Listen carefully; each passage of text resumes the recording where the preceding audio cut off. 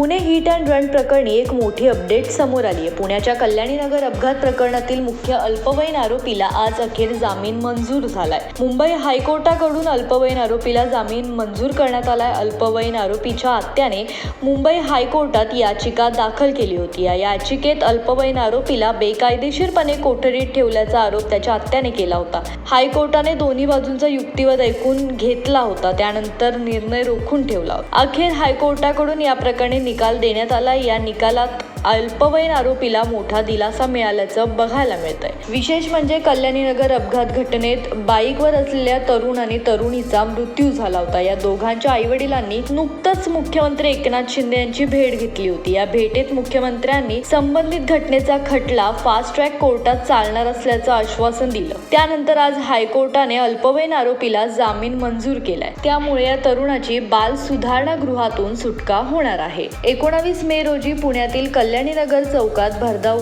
वेगाने येणाऱ्या पोर्शे कारखाली चिडून 2 जणांचा जागीच मृत्यू झाला। या प्रकरणी गाडी चालवत असलेल्या अल्पवयीन मुलाच्या आत्याने पुतण्यासाठी हायकोर्टात हॅबियस कॉर्पस याचिका दाखल केली होती। जामीन मिळाल्यानंतर पुणे पोलिसांनी चुकीच्या पद्धतीने मुलाला डांबून ठेवल्याचा आरोप या याचिकेतून करण्यात आला होता। मुलाची आत्या पूजा जैननं दाखल केलेली याचिका कोर्टानं स्वीकारली आहे। अल्पवयीन मुलाला आत्याच्या ताब्यात देण्यात येणार आहे। मुलाचे आई वडील आणि आजोबा सध्या पोलिसांच्या कोठडीत आहे, त्यामुळे मुलाला आत्याच्या ताब्यात देण्यात येणार आहे।